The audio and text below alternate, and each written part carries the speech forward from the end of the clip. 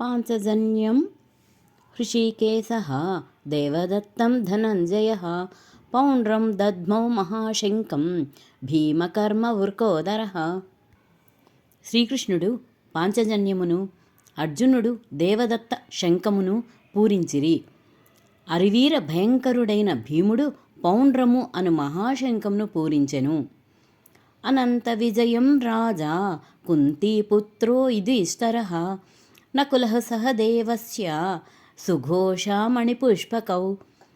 కుంతీపుత్రుడును రాజును అయిన యుధిష్ఠిరుడు అనంత విజయము అను శంఖమును, నకుల సహదేవులు సుఘోష మణిపుష్పకములను శంఖములను పూరించిరి.